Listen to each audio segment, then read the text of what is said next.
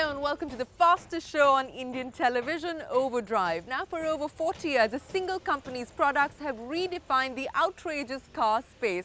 Be it the path-breaking Miura, the futuristic Countach or the insane Diabolo, Lamborghini has been the creator and the acknowledged master of the supercar game. But they're now owned by Volkswagen and they're looking to expand their product portfolio. And hold your breath, you could soon see a four-door hyper saloon. But outrageous supercars is what Lamborghini does best, and Sirish went down to Italy to try and tame the bull. Today I'll share with you a few tips on the television trade. Rule number one, you always start with an opening, like what I'm doing right now. But as with all rules, there's always an exception. And when you have a Lamborghini Murcielago, you don't need an opening. I mean, just look at this.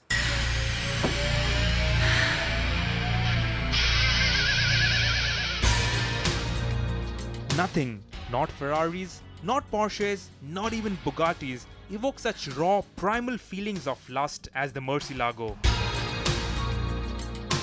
It's been around for 8 years, but to my eyes, it is still the most desirable supercar shape around.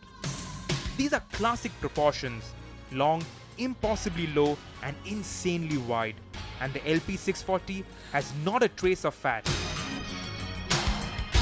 The nose is even sharper, the nostrils even more flared, snorting in a larger volume of cooling air, and at the rear there's a bazooka-sized exhaust.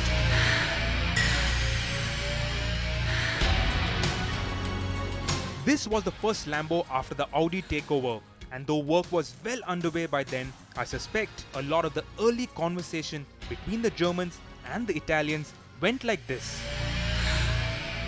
9.9, the engine cannot blow in 2 minutes. 9.9, the car cannot kill people. So after a lot of arm waving, the Italians were finally allowed to keep their glorious V12 engine. And for all of Audi's inputs, this is still a proper Lambo. You release the vast doors and they swing up on their gas struts. And then, I don't know what, you free fall in, you plonk yourself in. Whatever you do, it can't be very elegant.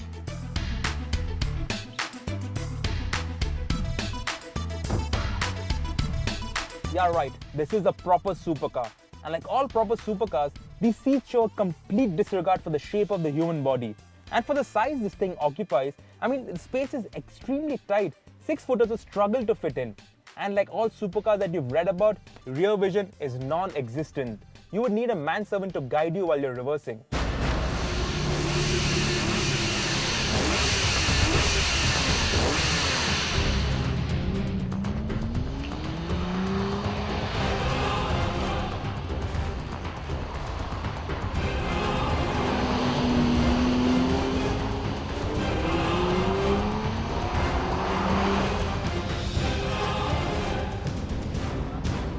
This is the stuff of every young boy's wet dreams.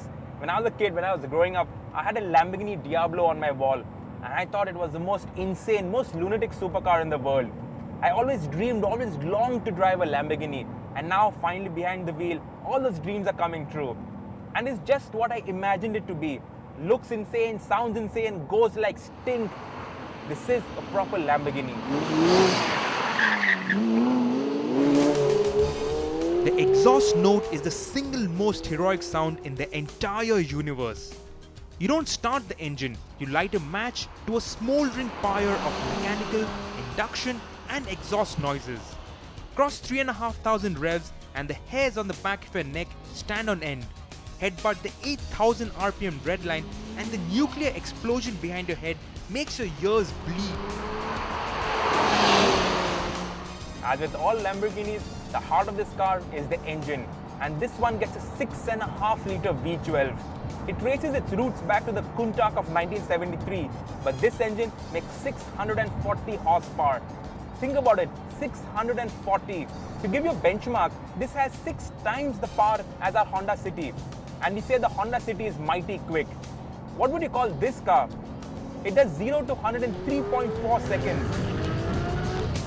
And it will keep on accelerating with hysterical intergalactic rapidity until the speedo registers 340 clicks in top gear at 8,000 RPM. And that's if you haven't fallen off the planet by then. And you really got to be brave to do 340. This car, it's as intimidating to drive as it is to look at. I'm told of the 12 cars that were prepared for the press launch, only 5 remain. I'm determined not to make it 4. And the most amazing part of this car, the scariest part, is that it has no stability control. It has traction control, but no stability control. Go figure.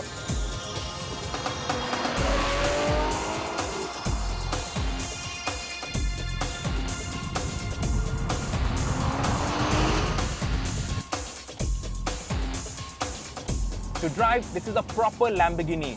It's intimidating, and that's mainly down to its size and the power. It's got 4-wheel drive, and that means there's enormous amounts of grip and traction. But there's so much of power, 640 horsepower, that she almost feels like a rear-wheel drive car. Get on the throttle too early, especially over these icy roads, and the rear just goes spinning around.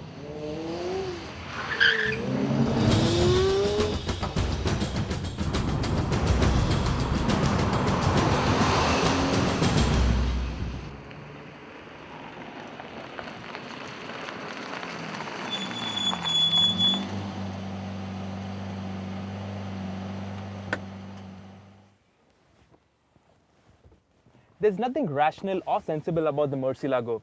I mean, you get off the main road and you have to raise the nose, otherwise you'll shatter that expensive carbon fiber nose.